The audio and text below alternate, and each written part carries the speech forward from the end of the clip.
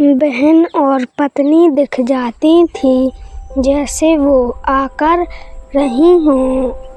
कब तक सोए उठोगे? उठ जाओ, सुबह हो गई है। हाँ, बस एक कमी थी कि तुम उनकी तरह ये नहीं पूछती हो कि चाय लाऊं तुम्हारे लिए। शायद पूछ भी लेती अगर मैं तुम्हारी भाषा समझ लेता, पर हाँ, तुम्हारी आवाज़ में के लिए तो अपनापन और स्नेह था, वो मुझे दिखता था, समझ आता था।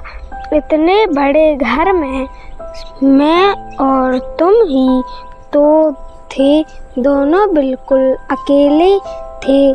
शायद ये अकेलापन ही था जिसने हमारे बीच एक मूक संवाद को जन्म दिया।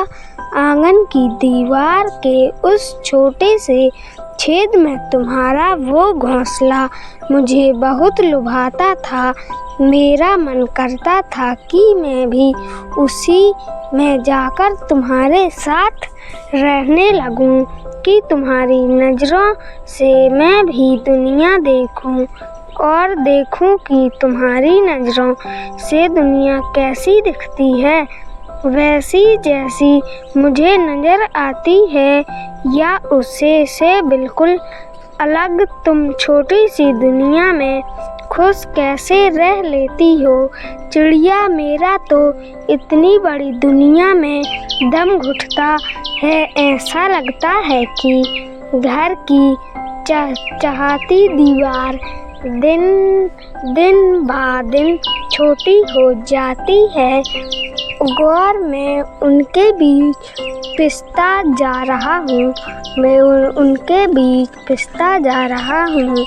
मेरी चिड़िया, तुम मुझसे पूछती थी ना कि मैं कैसे तुम्हारी हर बात जान लेता हूँ, कैसे तुम्हारे बिना कुछ कहे तुम्हारी हर परेशानी को समझ जाता हूँ। तो वो सिर्फ इसलिए क्योंकि मैंने जिंदगी के हर पहलू को बड़े करीब से हुआ है, महसूस किया।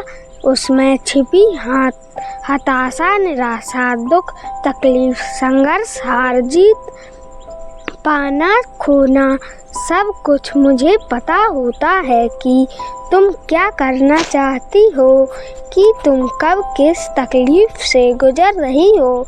मैं बस तुम्हें हर उस तकलीफ से बचाना चाहता हूँ जिसे मैं देखा है। मैं तुम्हारे लिए बहुत खुश हूँ कि तुम्हारा अपना परिवार हो गया है, और उदास भी हूँ कि तुम मेरे आंगन को छोड़कर चली गई।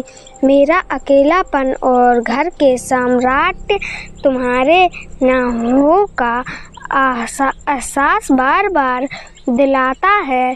मैं अब भी तुम्हारे लिए चावल और एक दाने रख देता हूँ, और बर्तन में पानी भी, इस उम्मीद में कि शायद किसी रोज हमारा एक दूसरे के प्रति ये अनकहा लगाव तुम्हारे यहाँ फिर से खींच लाए।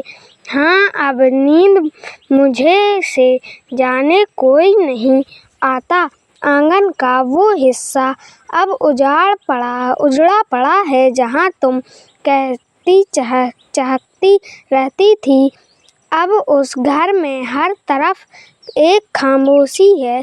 जाने वाले तो चले जाते हैं अपनी राह पे, अपने जीवन में निरंतर आगे बढ़ते हैं, पर जो लोग पीछे रह जाते हैं उनके लिए जिंदगी रुक सी जाती है।